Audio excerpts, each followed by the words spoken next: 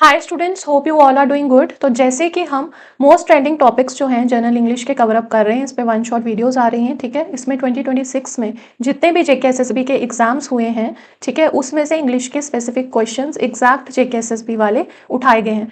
ये वीडियो जो है, जब आप प्रैक्टिस करोगे तो आपको जो है काफ़ी अच्छा एनालिसिस मिलेगा कि 2026 में किस तरह के क्वेश्चन जो हैं इंग्लिश में जेके एसएसबी ने पूछे गए। ठीक है, और स्क्रीन पर आपको ये काफ़ी सारे कोर्सेज दिख रहे होंगे। अगर आप इनमें से किसी भी एग्जाम की तैयारी कर रहे हो तो इस वीडियो के डिस्क्रिप्शन बॉक्स में आपको एक लिंक मिलेगा, उस लिंक पर आप क्लिक करें, आपको ऐप का एक्सेस मिलेगा। ऐप पर ये सारे कोर्सेज आपको बहुत ही अफोर्डेबल कॉस्ट पर अवेलेबल हैं। मोर ओवर आपको मॉक टेस्ट भी मिलेंगे जो कि जेकेएसएसबी के लेटेस्ट पैटर्न पर बनाए गए हैं। फर्स्टली आप सेक्शनल टेस्ट से प्रैक्टिस करें, जब आपका सिलेबस कंप्लीट हो जाता है तो आप जो है फुल लेंथ मॉक टेस्ट की तरफ प्रोसीड करें, ताकि जो आपका प्रिपरेशन है वो वन स्टेप आगे जा पाए। ठीक है, तो अगर आपको फिर भी कोई इशू आता है तो स्क्रीन पर दिए गए व्हाट्सएप नंबर पर आप कॉन्टैक्ट कर सकते हैं। तो यहाँ पर हम स्टार्ट कर रहे हैं question number 1। Fill in the blanks with appropriate preposition. The management decided to act dash the recommendation of the expert panel and proceed dash the proposed reforms. तो यहाँ पर कौन सी preposition जो है वो सही बैठेगी? आप साथ साथ में एक्टिवली पार्टिसिपेट करो और कमेंट सेक्शन में अपना आंसर लिखो। ठीक है, कौन सी preposition यहाँ पर बैठेगी? On, with, upon, for, by two या इन ऑन? ये सारे जो क्वेश्चंस है ना, ये एग्जैक्ट जो आपके जेके एसएसबी के एग्जाम्स हुए हैं अभी 2026 में, क्योंकि 2025 के क्वेश्चंस हमने प्लेलिस्ट में अपलोड कर दिए हुए हैं पहले की वीडियोस। अब ये जो वीडियोस आ रही हैं ये 2026 में जितने भी एग्जाम्स हुए हैं उसके एग्जैक्ट क्वेश्चंस जेके एसएसबी एग्जाम के वही क्वेश्चंस उठाए गए हैं, ताकि आपकी जो है प्रैक्टिस अच्छे से हो जाए। तो एक्ट के साथ हमेशा क्या आता है? ऑन। ये एक फ्रेजल वर्ब है। ठीक है, इस फ्रेजल वर्ब का क्या मतलब है कि एक्शन लेना अकॉर्डिंग टू समथिंग, या जैसे हमने कोई एडवाइस दे दी, कोई रिकमेंडेशन दे दिया, कोई इंफॉर्मेशन दे दी, तो उसके अकॉर्डिंग जो है एक्ट करना। तो this is a phrasal verb जिसका मतलब है to take action according to something,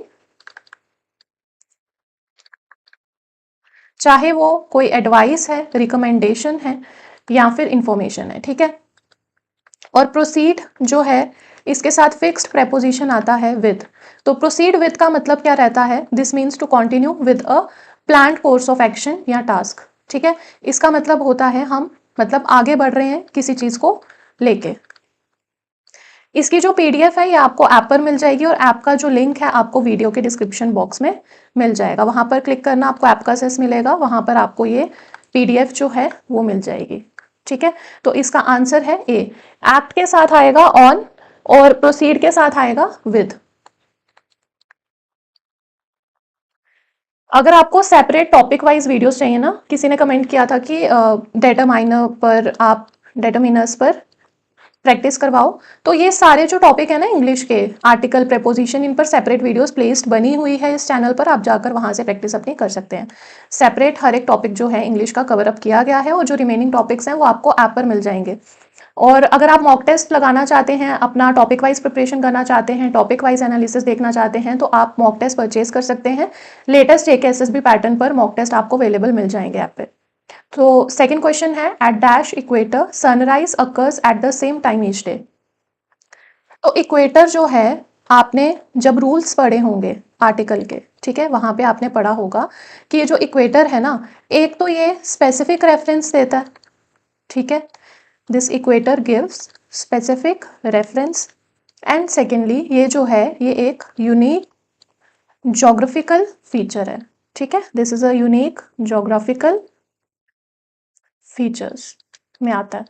तो यहाँ पर जो यूनिक जोग्राफिकल फीचर होगा, जो स्पेसिफिक रेफरेंस देता है, तो हमने द आर्टिकल में इसके यूजेस पढ़े हैं, तो एट द इक्वेटर आएगा, क्योंकि स्पेसिफिक रेफरेंस हुआ कि एक ही इक्वेटर है ना, only one equator lies and it is a specific well defined noun. तो जब भी कोई स्पेसिफिक वेल डिफाइंड नाउन होता है तो उसके साथ आर्टिकल द यूज होता है। यहाँ पे हम देखते हैं यूनिक जोग्राफिकल फीचर, मतलब जो द है, ठीक है, ये किसके साथ आता है? कमेंट सेक्शन में बताओ मुझे किसके साथ और क्या क्या यूजेस हैं द के।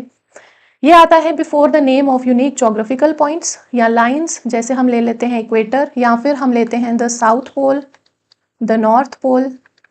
ठीक है, कंट्रीज के साथ हमने पढ़ा था, कंट्रीज के साथ द यूज नहीं होता है। ठीक है। But there are some exceptions, जैसे हमने पढ़ा था द नीदरलैंड होता है, ये एग्जाम में आया JKSSB में। फिर आप पढ़ते हो द UK के साथ लगता है, USA के साथ द लगता है, ये कुछ एक्सेप्शंस हैं कंट्रीज की, ठीक है। यहाँ पर इसका आंसर है बी। अगर आपको J&K जो आपका कंपोनेंट है JKSSB एग्जाम्स का, अगर इस पर आपको MCQ वीडियोस चाहिए तो आप कमेंट सेक्शन में लिखना, ठीक है। Fill in the blanks with suitable preposition. She is adept dash solving complex mathematical problems. ठीक है, तो अडेप्ट जो वर्ड है ये क्या है, ये एडजेक्टिव है, नाउन है, क्या है, या आप मुझे कमेंट सेक्शन में बताओ। और अडेप्ट के साथ हमेशा हम यूज करते हैं एट, क्योंकि ये फिक्स है। और इसका मीनिंग क्या रहता है, क्या मीनिंग होता है अडेप्ट एट का, इसका मतलब होता है हाईली स्किल्ड, या फिर कोई ऐसा इंसान जैसे कोई पेंटर है, ठीक है, एक स्पेसिफिक स्किल है या प्रोफिशिएंट है किसी एक एरिया में, ठीक है। हाईली स्किल्ड और प्रोफिशिएंट इन एन एरिया, ठीक है। तो यहां पर इसके साथ एट आएगा। आप मुझे बताओ कि अडेप्ट है क्या, ठीक है। अडेप्ट कौन सा पार्ट ऑफ स्पीच है। और एक चीज मैंने आपको जो पहले बताई थी कि जब भी किसी भी नाउन के साथ हम क्या लगाते हैं, ICAL, इकल, ठीक है, तो वो क्या बना लेता है, एडजेक्टिव बना लेता है। ये बहुत इंपॉर्टेंट है, ठीक है। और सेकंड हमने पढ़ा है जब IST लगता है ना, तो IST पर्सन को रेफर करता है, किसी भी वर्ड के आगे suffix IST refers to person, ठीक है। उसके बाद यहाँ पर जो अडेप्ट है इसका मतलब है, ये है यहाँ पर एडजेक्टिव, क्योंकि क्वालिटी बता रहा है ना शी की, तो यानी कि वो हाईली स्किल्ड है, एक्सपर्ट है या प्रोफिशिएंट है। तो स्टैंडर्ड कॉम्बिनेशन जो है कोलोकेशन का बनता है यहाँ पर, आपने अगर किसी ने कोलोकेशन पढ़ा होगा तो कोलोकेशन में रहता है अडेप्ट एट, और उसके साथ हम यूज करते हैं नाउन या जिरंड यूज करते हैं। जिरंड का क्या मतलब होगा, वर्ब की फर्स्ट फॉर्म के साथ ING, ठीक है। और इन्फिनेटिव होता है टू के साथ वर्ब की फर्स्ट फॉर्म या base form. This is infinitive and this is gerund, okay. इसका आंसर आप मुझे कमेंट सेक्शन में बताओ कि इनकोएटिव वर्ब क्या होते हैं, इनकोएटिव वर्ब्स क्या होते हैं, ठीक है। आंसर बताओ मुझे कमेंट सेक्शन में इसका क्या है। He writes poetry in the evening, she knew the answer to the question, they built a new bridge across the river, the sky darkened before the storm arrived.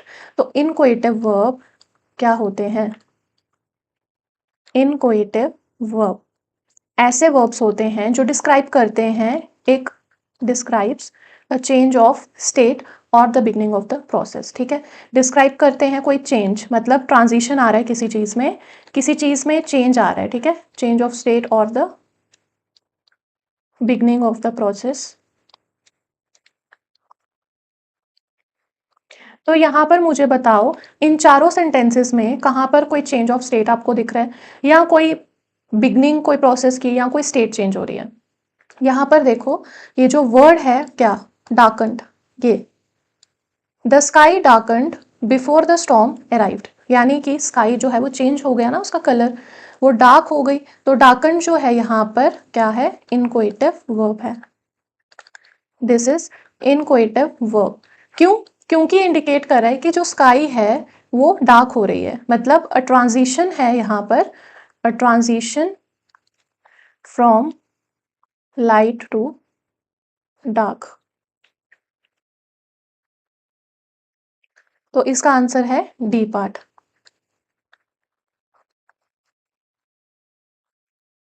इसका answer अब आप मुझे बताओ क्या आंसर होगा इसमें। Choose a sentence in which the pronoun usages is grammatically correct. Pronoun की जो यूजेज है कहाँ पर करेक्ट है, ये ध्यान रखना है, करेक्ट पूछा है कि इनकरेक्ट पूछा है, ठीक है। यहाँ पर करेक्ट पूछा है। Each of the participants must submit there assignment by Friday. तो ईच यहाँ पर क्या है, सिंगुलर है, सिंगुलर क्या है, सिंगुलर डिस्ट्रीब्यूटिव प्रोनाउन है। तो यहाँ पर ये रिक्वायर करेगा क्या, सिंगुलर आगे क्या चाहिए इसको, सिंगुलर प्रोनाउन। तो यहाँ पर देयर थोड़ी ना आएगा, यहाँ पर क्या आएगा, हिज या फिर हर।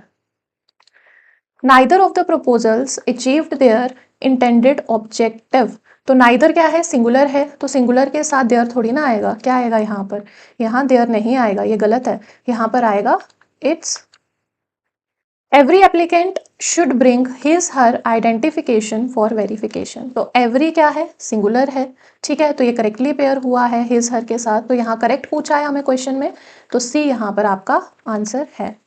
The committee reached there decision after prolonged deliberation. अब जो कमिटी है ये क्या है, कमिटी इज कलेक्टिव नाउन जो एक्ट कर रहा है एक सिंगल बॉडी की तरह, तो यहाँ पर देयर नहीं आएगा, यहाँ पर इट्स आएगा, तो ये मिस्टेक है। आप एरर डिटेक्शन जो है ना, एरर डिटेक्शन का टॉपिक, उसको अच्छे से प्रैक्टिस करना, ठीक है, एरर डिटेक्शन जो है अच्छे से कर लेना, ये आपको काफ़ी इजी रहेगा। और जो सब्जेक्ट वर्ब एग्रीमेंट रहता है उसको भी आप प्रैक्टिस करो, सब्जेक्ट वर्ब एग्रीमेंट के जो रूल्स हैं उनको अच्छे से समझो। आप सब्जेक्ट वर्ब एग्रीमेंट भी अच्छे से कर लोगे ना तो काफ़ी इजी आपको रहेगा। और जो भी बच्चे जेके एसएसबी एग्जाम्स की प्रिपरेशन कर रहे हैं, ठीक है, उनको ये चीज़ तो मैंडेटरी चाहिए कि आप जितने ज़्यादा मॉक टेस्ट लगाओगे ना आपको उतनी अच्छी प्रिपरेशन होएगी, ठीक है, ज़्यादा क्वेश्चंस करने पड़ेंगे आपको, एटलीस्ट ईच टॉपिक के आपको 250 जो क्वेश्चंस हैं वो लगाने हैं, ठीक है, 200 to 250 क्वेश्चंस आपको हर एक टॉपिक के करने हैं, चाहे वो प्रेपोजिशन है, आर्टिकल है, चाहे वो आपका मैथ्स है, रीजनिंग है, ठीक है। तो जितना आप क्वेश्चंस प्रैक्टिस करोगे आपका जो स्कोर है एग्जाम में वो उतना ही इंक्रीज होगा। तो पहले go for the sectional test, topic wise sectional test लगाओ, then go for the full length mock test, तो जिससे आपको अपनी प्रिपरेशन भी पता चलेगी, नेगेटिव मार्किंग के साथ स्कोर भी पता चलेगा, जो मिस्टेक्स आपने एग्जाम में करनी है वो आप पहले कर कर उनको इम्प्रूव कर सकते हो, ठीक है। तो आप इस वीडियो के डिस्क्रिप्शन बॉक्स में जाएं और वहाँ पर आपको लिंक मिलेगा, उस लिंक पर क्लिक करें, लिंक पे आपको ऐप का असेस मिलेगा, ऐप पर ये सारे मॉक टेस्ट हो गए, कोर्सेज हो गए, ये सारे बहुत ही रीजनेबल कॉस्ट पर अवेलेबल हैं, तो आप वहाँ से अपनी प्रैक्टिस को एनहांस कर सकते हैं, ठीक है। इस क्वेश्चन का आंसर अब मुझे बताओ। Parts of the following sentence have been given as options, select the option that contains an error. देखो एरर के भी क्वेश्चंस काफी आते हैं एग्जाम में, एरर डिटेक्शन प्रैक्टिस करो अच्छे से आप। The constitutional lawyer argued persuasively and with surgical precision dismantling the opposition's case piece by logic piece। तो यहाँ पे हमने देखना है कि एरर कहाँ पर है, हमने गलती ढूंढनी है इस सेंटेंस में, इस सेंटेंस में क्या गलती है।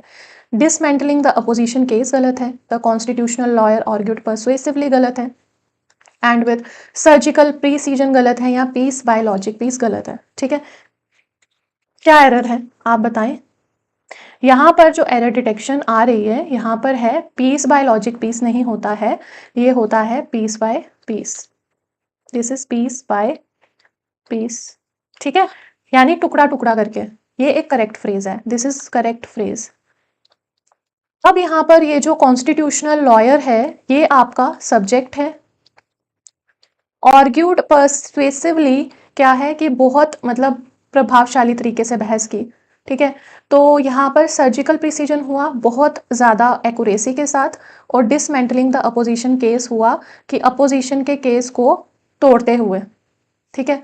तो यहाँ पर जो गलती है इस फ्रेज में थी, पीस बाय पीस आना था, इन्होंने लिखा है पीस बाय लॉजिक पीस, तो आपका डी यहाँ पर आंसर है। एंड में आप जरूर बताना नेगेटिव मार्किंग लगाकर कि आउट ऑफ 20 आपका क्या स्कोर रहा, ठीक है। The following sentence has been split into 4 segments. Identify the segment that contains a grammatical error. Grammatical error हमने देखना है। She quick finished her homework. ठीक है, यहाँ पर अब ये चीज़ का ना बहुत अच्छे से ध्यान रखना है। हम जब प्रैक्टिस करते हैं ना तो सेंटेंस पहले लिखा होता है और उसका लास्ट में बताया होता है, मतलब ये जो फर्स्ट स्टार्टिंग में लिख दिया ना, कई बार ये फर्स्ट होता है इधर, तो ऑप्शन अपना ध्यान से मार्क करना क्योंकि यहाँ पर गलती होने के चांसेस होते हैं।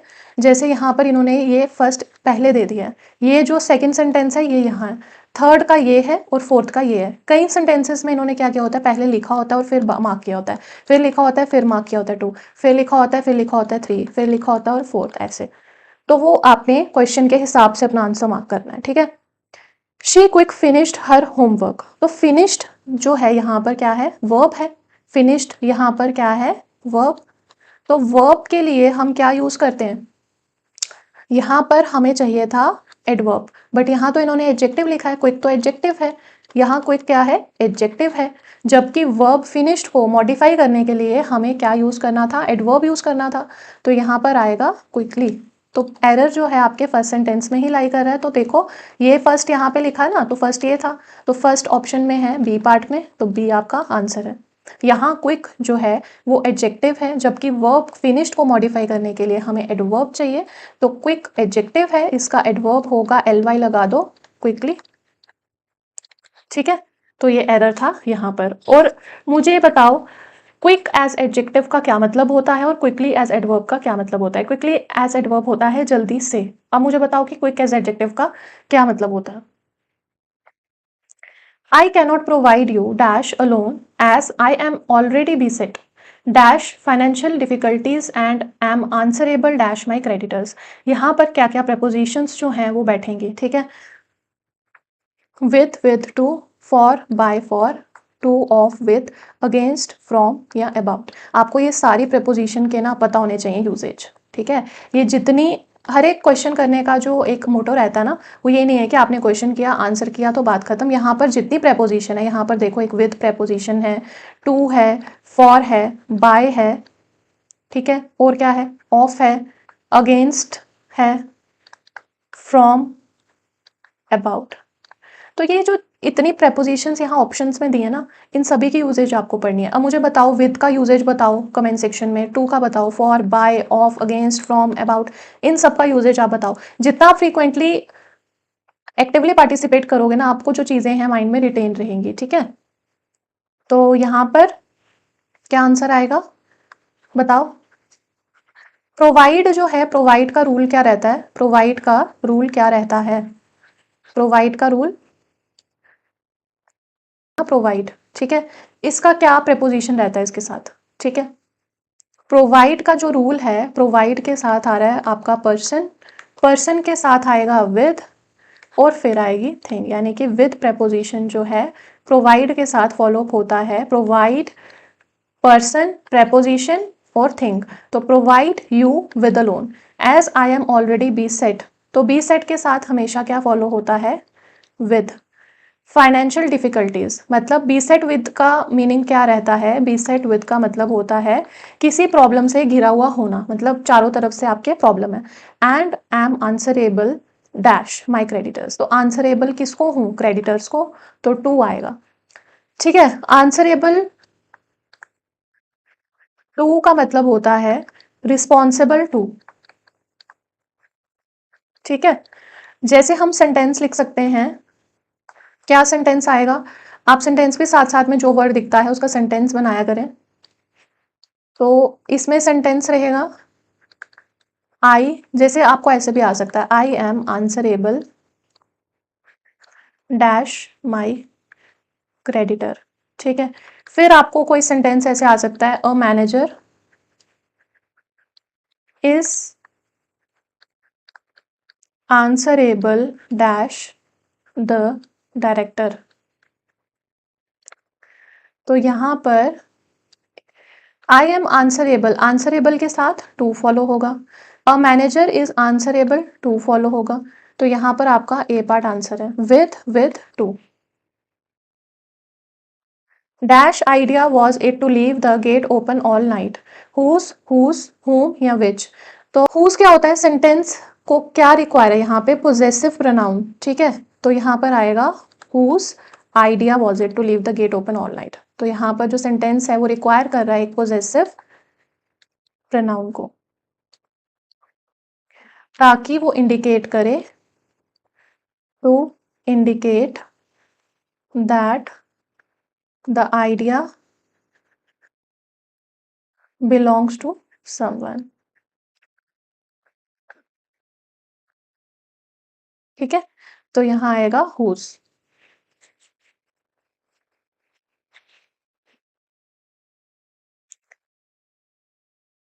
Rearrange the following sentences to form a meaningful paragraph.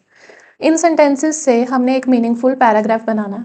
He worked hard to achieve his goal, success did not come easily to him, eventually his efforts paid off, from a young age he was determined to succeed, ठीक है। यहाँ पर जो आपका इससे पहले question था ना, आप मुझे बताना इसमें कि होम किस लिए यूज होता है, विच किस लिए होता है, हुज किस लिए होता है, इसकी यूजेज बताओ मुझे कमेंट सेक्शन में। होम किस लिए यूज होता है, होम जो यूज होता है ना, whom, ये एक ऑब्जेक्ट यूज कर सकते हैं हम वर्ब का, ठीक है, या फिर एज हम प्रेपोजिशन का इसमें रहता है। जैसे आप एक सेंटेंस लिख सकते हैं, to whom are you speaking, तुम किससे बात कर रहे हो। विच किस लिए यूज होता है, ये किसी चॉइस के बारे में पूछने के लिए यूज होता है, use to ask about a choice between specific objects. जैसे हम कहते हैं ना विच वन यू लाइक, तो एक चॉइस बनाने के लिए हम यूज कर रहे हैं। बट फिर भी आप मुझे हुज, हुम और विच का जो यूजेज है कमेंट सेक्शन में आप बताइए, इसका बताओ कैसे रहेगा।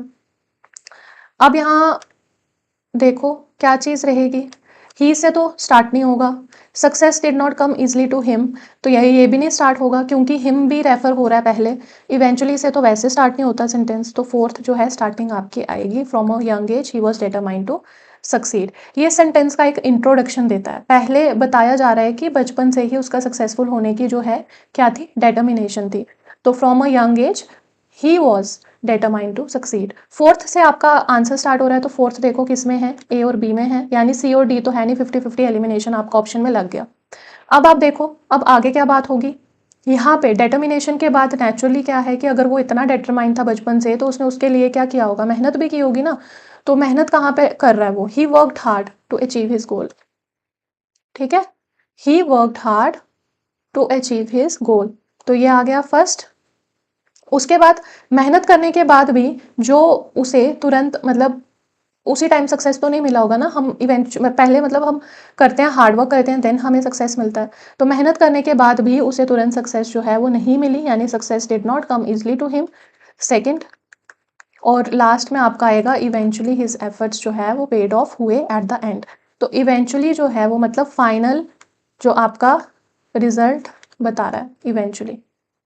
तो ए पार्ट यहाँ पे आपका आंसर है, फोर्थ, फर्स्ट, सेकंड, थर्ड। इसका आंसर आप मुझे बताओ कमेंट सेक्शन में। अब ये क्वेश्चन देखो, choose the option that correctly convert the following sentence into indirect speech. The professor said I will review your thesis tomorrow. तो हमने इसको इनडायरेक्ट स्पीच में कन्वर्ट करना है। सबसे पहले टेंस चेंज होगा, विल का क्या बनेगा, वुड। प्रोनाउन चेंज होगा, तो प्रोनाउन में क्या रहेगा, आई चेंज होगा ही में। योर चेंज होगा किस में, योर चेंज होगा माई में। और ये जो टाइम एक्सप्रेशन है टुमारो, ये क्या होगा, द नेक्स्ट डे। ये जो चेंजेस किए हैं नीचे दिए गए ऑप्शंस में इसको फिट कर दो। The professor said that he would review, अब यहाँ योर है, यहाँ तो माई आना था, टुमारो की जगह नेक्स्ट डे आना था, गलत है। अब देखो यहाँ भी योर है, गलत है। सी में क्या है, ठीक है, सेड दैट आई का बन गया ही, विल का वुड, योर का माई और टुमारो का द नेक्स्ट डे। यहाँ पे भी देखो क्या गलती है, योर दी है, ये भी गलत है। सी पार्ट आपका आंसर है यहाँ पर। Select the most appropriate option that can substitute the underlined segment in the given sentence. The sudden announcement of the policy created a panic among the public. यहाँ पर हमने देखना है created a panic among the public. ये देखो options में दिया है ना, यही आपका अंडरलाइन सेगमेंट है। हमने देखना है एप्रोप्रिएट ऑप्शन यहाँ पे और कौन सा फिट हो सकता है, मतलब created a panic among the public, इसकी जगह हम और क्या यूज करेंगे इन चारों में से कि हमारा सेंटेंस का जो मीनिंग है, सेंटेंस है वो सही रहे। ठीक है, created a panic among the public या created panic among the public हम लिख सकते हैं, हाँ बिल्कुल लिख सकते हैं, क्योंकि जो पैनिक वर्ड है ना, मुझे बताओ ये काउंटेबल नाउन है कि अनकाउंटेबल नाउन है। मैं आपको इतना बता देती हूँ कि जो पैनिक वर्ड है इसके साथ हम ए पैनिक भी लिख सकते हैं और पैनिक भी लिख सकते हैं। ठीक है, अब आप स्टडी करके मुझे बताओ कि जो पैनिक वर्ड है इज इट काउंटेबल नाउन या अनकाउंटेबल नाउन। ठीक है, created a panic in public नहीं होता है, क्योंकि इस सेंटेंस में जो पब्लिक है ना उसका मतलब है कि यहाँ पर इन पब्लिक हो गया सबके सामने, बट यहाँ जो बात हो रही है वो लोगों के बीच पैनिक फैलने की है। ठीक है, पब्लिक प्लेस की नहीं है। तो यहाँ पर द पब्लिक हुआ कि उनके बीच फैल रही है बात, और इन पब्लिक हो गया सबके सामने, तो ये अलग मीनिंग दे रहा है, तो ये नहीं है। Created panic in the public, ये भी नहीं होगा। और creates panic among the public, तो ये यहाँ पर देखो जो सेंटेंस है ना आपका, the sudden announcement of the policy created है, क्रिएटेड जो है वो पास्ट टेंस है, तो यहाँ क्रिएट्स कैसे हो गया, उन्होंने तो ऑलरेडी कहा है कि सही बैठना चाहिए, तो डी गलत है। यानी कि आपका ए जो है आंसर है, क्योंकि आप ए पैनिक भी लगा सकते हो और पैनिक भी लगा सकते हो, बट आप पब्लिक में नहीं कर सकते चेंज, द पब्लिक ही रहेगा। इन पब्लिक करोगे तो मीनिंग चेंज हो जाएगा उसका, ठीक है। Which of the following sentence is grammatically correct? One of the books that I borrowed from the library were missing. One singular है, यहाँ पर हमने देखना है करेक्ट। वन सिंगुलर है तो वर नहीं आएगा, वॉज आएगा। Scarcely had the train left the station when it suddenly stopped. तो past perfect simple past rule ये मैंने बहुत बार एक्सप्लेन कर दिया कि पास्ट परफेक्ट लगा है पहले तो then it is followed by simple past. अब ये रूल आप मुझे बताओगे कि ये रूल क्या है, ये टेंसेस में हम पढ़ते हैं, बी सही है। Each of the players, each यहाँ पे सिंगुलर है तो हैव नहीं आएगा, हैज आएगा। The list of recommended articles, list जो है, लिस्ट क्या है, सिंगुलर है तो आर नहीं आएगा, यहाँ पर इज आएगा। तो आपका जो है बी पार्ट राइट आंसर है। Select the correct spelling of the word meaning a person who talks through his और हर हैट। अब देखो ये आ गया ना, वन वर्ड सब्सटीट्यूशन हो गया आपका, वो कैब हो गया, सिनोनिम एंटोनिम हो गया, तो उसके लिए आपको रूट वर्ड की जो बुक है नॉर्मन लुइस की वो प्रैक्टिस करनी पड़ेगी, ठीक है। यहाँ पर इसका मतलब है, क्या मतलब है, पर लोक्यूशनिस्ट, इसको तोड़ो, पर लोक्यूशनिस्ट। तो पर जो है यहाँ पर ये आपका प्रीफिक्स है। लोक्यूशन लैटिन वर्ड लोक्यूस से लिया गया है, लॉक्यू मतलब बोलना, लॉक जो है ये टॉक से रिलेटेड होता है, तो ये हो गया टू स्पीक। और आईएसटी मैंने आपको बताया वर्ड के एंड में सफिक्स आईएसटी लगता है जब दैट रेफर्स टू पर्सन, ठीक है। अब देखो इसका आंसर है सी पार्ट। पॉपिलॉकिनिस्ट कुछ नहीं होता है, ठीक है। पैरो रैशनलिस्ट भी कोई वर्ड नहीं है। पर लॉकिनिस्ट ये प्री नहीं होता है, प्री नहीं होता है, ठीक है, दिस नॉट प्री। ये तीनों गलत है यहाँ पर आपका सी पार्ट है, ठीक है। इसको देखो, पर location list, this is prefix, this is suffix, suffix IST जब ऐड होता है तो दिस रेफर्स टू पर्सन। और location is derive from Latin word लोके टू स्पीक, और यहीं से वर्ड बना है एलोक्वेंट। एलोक्वेंट होता है बहुत अच्छा बोलने वाला, ठीक है, जो बहुत अच्छा बोले। लोकेशियस होता है, लोकेशियस आया भी है जेकेएसएसबी एग्जाम्स में, जो बहुत ज़्यादा बोलता है, ठीक है। और आपका वर्ड है सरकम लोक्यूशन, दैट मीन्स घुमा फिरा कर बात करना, ये भी वर्ड आया हुआ एग्जाम में, ठीक है। तो अब देखो ना, जैसे यहाँ पर रूट वर्ड आपने लिया लॉ, इससे वर्ड्स बनाओ, 20 वर्ड्स बनाओ और प्रैक्टिस अच्छी होगी आपकी, ठीक है। Which of the following sentences contain a possessive determiner. Possessive determiner क्या होते हैं? पोजेसिव डेटरमाइनर वो वर्ड्स होते हैं जो ओनरशिप या पोजेशन दिखाते हैं, ठीक है। और हमेशा याद रखना नाउन से पहले आते हैं, ठीक है। और कौन नाउन से पहले आता है बताओ मुझे। एक तो आपके डेटरमिनर जो है, अगर आपको सेंटेंस में नाउन दिख रहा है, नाउन से पहले ब्लैंक है तो वहाँ डेटरमिनर आएगा, या फिर ब्लैंक है नाउन है तो क्या आएगा, आर्टिकल आएगा, ठीक है।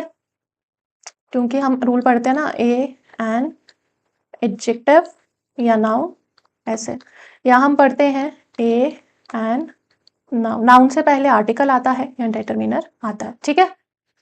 अब मुझे बताओ इसमें किसमें है possessive determiner. Several of the proposed solutions were rejected. तो यहाँ पर जो सेवरल है ना, ये क्या है, ये क्वांटिफायर, क्वांटिफायर डेटरमिनर है, यानी कि ये नंबर बता रहा है, ठीक है।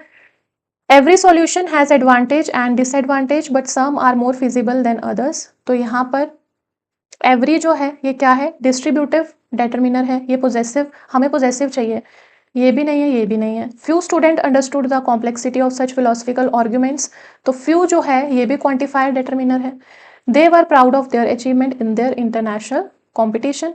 तो देयर यहाँ पर क्या है, पोजेसिव डेटरमिनर देयर, और अचीवमेंट्स क्या है, नाउन है, तो डी आपका आंसर है, ठीक है।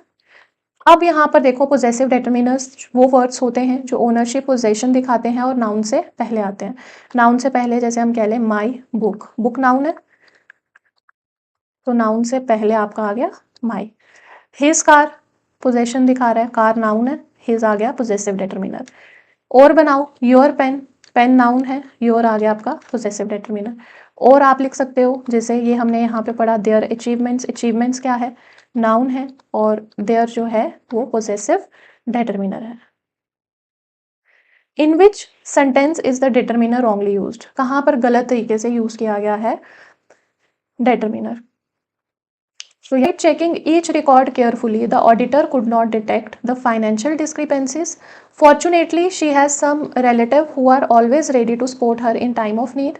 Not much students were aware of the sudden change in schedule.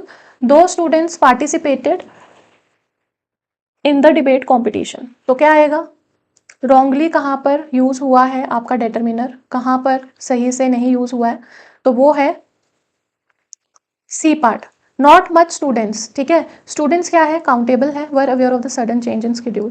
तो यहाँ जो डिटरमिनर है वो गलत यूज हुआ है, मच नहीं आएगा। क्यों, मच जो है वो अनकाउंटेबल नाउन है, तो यहाँ पर क्या आएगा, मैनी आएगा। अनकाउंटेबल नाउन कहाँ यूज होता है, जैसे much water, much money, much information के साथ। ठीक है,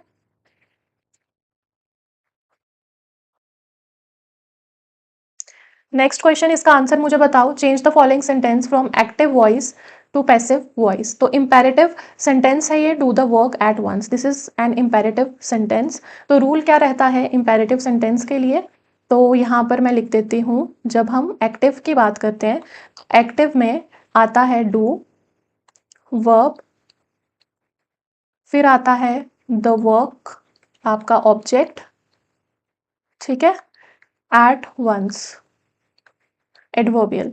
तो पैसिव, एक्टिव से हमने जाना है पैसिव में, तो पैसिव का रूल क्या रहेगा, लेट द वर्क, लेट के साथ आएगा the work be done at once. तो ये आपका सी पार्ट में सही बैठ रहा है। नेक्स्ट देखो, थोड़ा सा इशू आ रहा है पेन में, ठीक है। Change the following sentence from passive voice to active voice.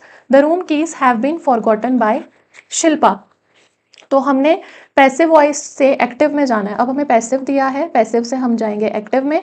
तो यहां पर रूल लगेगा प्रेजेंट परफेक्ट पैसिव का, जिसमें आपका आएगा ऑब्जेक्ट हैज या हैव, बीन वर्ब की थर्ड फॉर्म।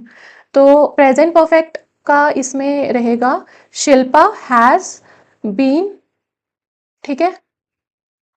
हमने एक्टिव में जाना है ना, पैसिव में इन्होंने लगाया हुआ है, रुको, object has have been verb की थर्ड फॉर्म और सब्जेक्ट।